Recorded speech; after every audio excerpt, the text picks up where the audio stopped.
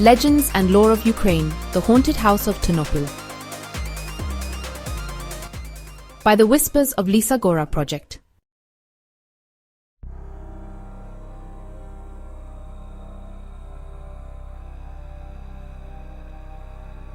Imagine this.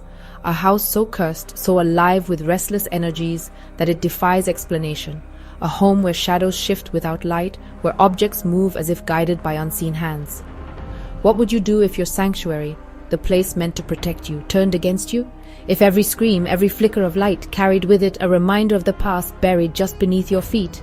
This is the story of the Ternopil Haunted House, a place where the past refuses to rest, where the spirits of the forgotten claim the halls as their own. It's not just a house. It's a testament to what happens when the living disturb what should remain undisturbed. The Druzhba neighborhood in Ternopil is known for its quiet streets and close-knit community. Rows of charming homes line the streets, each one standing as a testament to the peaceful lives of those who live there. Children's laughter echoes from playgrounds, and the smell of freshly baked bread drifts from nearby shops. But on the edge of this serene neighborhood, in the private sector, there is a house that disrupts the calm. Its windows are dark and lifeless, its exterior battered by time. The garden is overgrown, wild, as if nature itself has tried to reclaim what the living abandoned. Locals avoid it. Even in daylight, they cross to the other side of the street, stealing nervous glances at its weathered facade. Some swear they can hear faint noises, a muffled scream, a creak that sounds more like a warning than wood bending in the wind. Despite its dilapidated appearance, this house looms large in the imaginations of those who live nearby. The stories that surround it are whispered between neighbors, shared over evening tea, or passed down as cautionary tales to children who dare each other to get too close. It's known simply as the Haunted House of Ternopil. What is it about this house that grips the soul so tightly? What truths lie buried beneath its foundation? Tonight, we uncover the legend of the Ternopil Haunted House, a place where history refuses to die.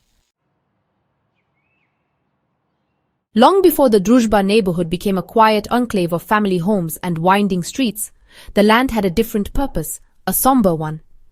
In the 18th century, this area was home to a sprawling cemetery, its unmarked graves scattered among ancient trees. It wasn't just a burial ground for the dead, it was a repository for forgotten souls, paupers, outcasts, and those who died under mysterious or tragic circumstances.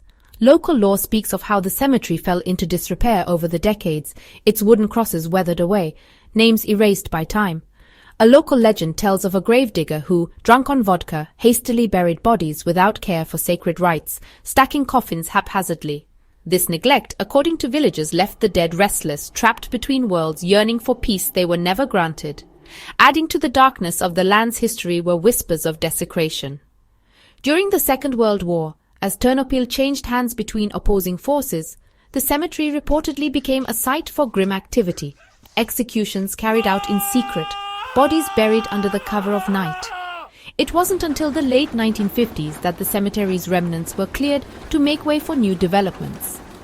Among these was the house in question, built by a local entrepreneur eager to capitalize on Ternopil's post-war expansion. The builders, however, reportedly encountered strange phenomena during construction. Tools would vanish and reappear in bizarre places. Walls that had been carefully measured and built would crack inexplicably overnight. The lights would flicker on and off, even though the house was not yet connected to the power grid. Its design was modest, a two-story structure with a small garden and a single attic window overlooking the street. The first occupants of the house were the Novaks, a young couple with two small children. Mykola Novak, a factory supervisor, and his wife, Oksana, had saved for years to buy their first home. Neighbors recalled the family hosting cheerful gatherings in the first few weeks, laughter echoing from the garden. At first, the disturbances were subtle, almost easy to dismiss. Furniture seemed to shift positions overnight.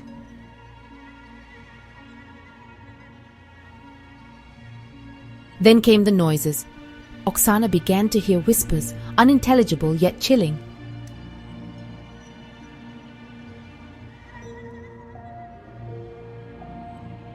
One neighbor, an elderly woman named Helena, swore she saw a figure standing there.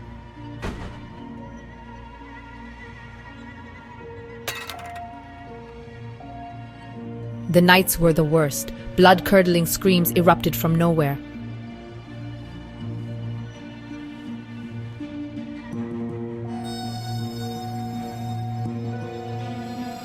Little Darina spoke of an angry man who stood at the foot of her bed at night.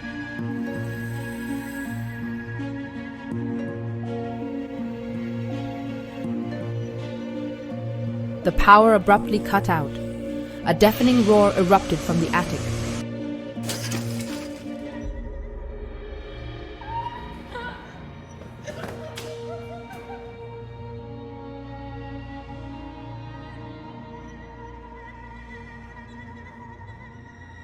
The children began waking up screaming, claiming to hear voices whispering in the dark. Doors slammed shut without warning. Oksana swore she saw shadowy figures moving in the corners of her vision. Furniture was upended in the middle of the night, shattering against walls. The breaking point came when the youngest child, Darina, was found standing outside in the middle of the night, staring blankly at the house with tears streaming down her face. Fearing for their children's safety, the Novaks packed their belongings and fled, leaving behind their dream home and the horrors within its walls. The Novaks left that night and never returned.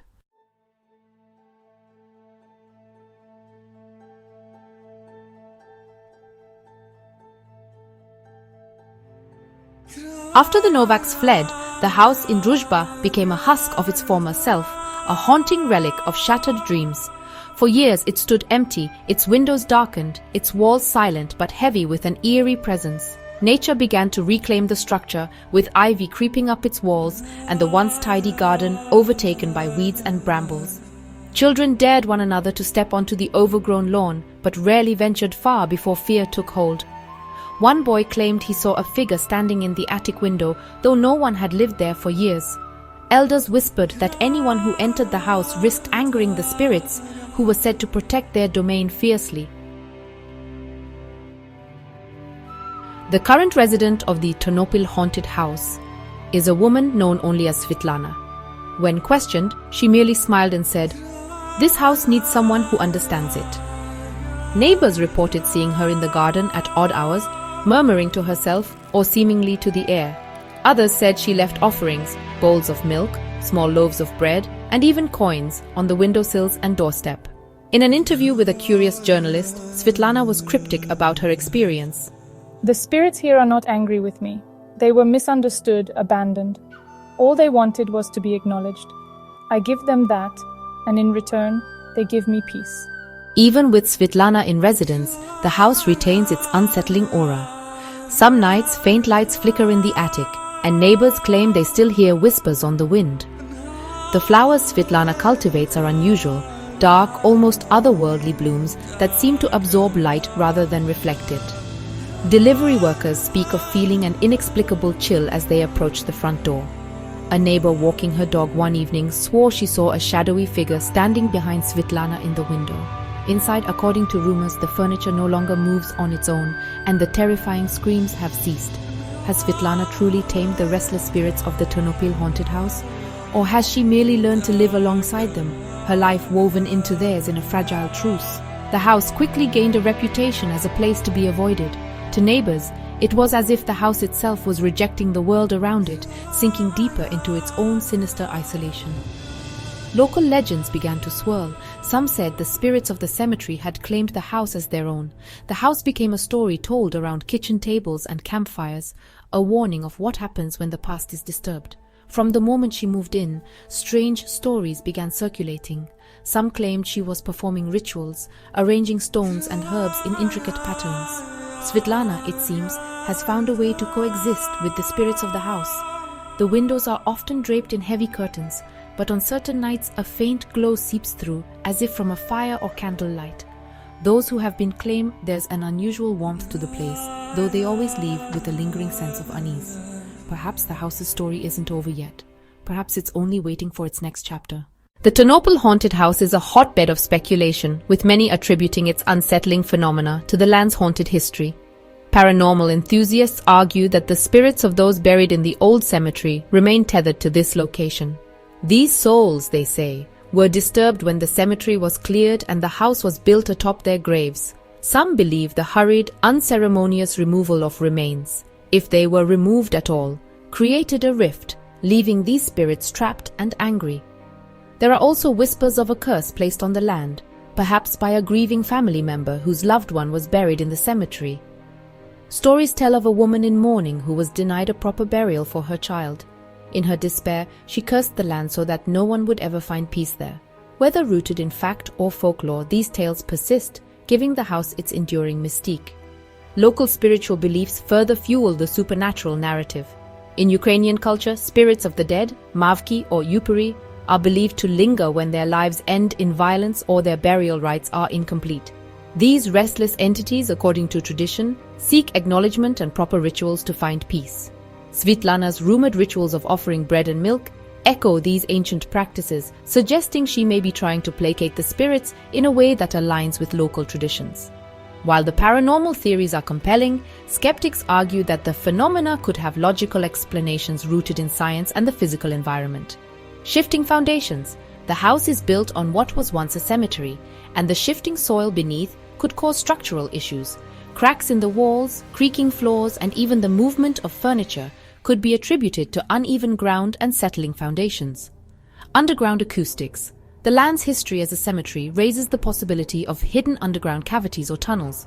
These could create unusual acoustic effects, amplifying sounds or producing eerie echoes that mimic whispers or howls. Power surges and flickering lights. The flickering lights, especially when the house was not connected to the grid, might be explained by natural electromagnetic phenomena. Faulty wiring, stray voltage, or even electromagnetic interference from nearby sources could have created the illusion of supernatural activity. Psychological factors. Fear and expectation can heighten perceptions of paranormal activity. The Novaks, living under the weight of the house's history and the inexplicable events they experienced, may have been more susceptible to interpreting mundane occurrences as supernatural. Svitlana's decision to move into the haunted house has puzzled many, but to her, it seems there is no mystery. In her own words, I didn't choose the house, it chose me. why would anyone willingly live in a place so steeped in fear and lore? One theory is that Svitlana finds peace in the presence of spirits, seeing them not as threats, but as companions. Perhaps her rumored abilities as a medium or spiritualist allow her to communicate with the entities, offering them solace and in return receiving a kind of guardianship from them. Another possibility is that Svitlana feels a duty to the house. If the spirits are indeed restless because of past desecrations, she may see herself as a caretaker, someone who can restore balance and dignity to their resting place. But there is a more personal hypothesis. Svitlana may feel a kinship with the house and its spirits, perhaps due to her own history of loss or isolation. Living among the restless dead might give her a sense of purpose, a way to channel her energy into something larger than herself. The house is alive, and like all living things, it just wants to be understood. Her enigmatic words leave room for interpretation. Has Svitlana truly tamed the spirits, or has she merely learned to coexist with them? Perhaps in some ways, the house and its new resident are one and the same, both misunderstood, both carrying the weight of the past and both searching for peace in their own way. The Ternopil Haunted House stands as more than just a relic of the past. It is a living symbol of our fascination with the unknown, a place where history and imagination collide. Why does this house continue to captivate and terrify us? Perhaps it's because it forces us to confront the questions we dare not ask. What happens when the dead are forgotten? When the boundaries between the living and the spirit world blur? For centuries, tales of restless spirits, curses, and haunted places have captured our collective imagination. These stories remind us of the fragility of our understanding, the thin veil that separates reality from the supernatural. In the case of the Ternopil Haunted House, is it the spirits that haunt us, or the weight of the stories we tell ourselves?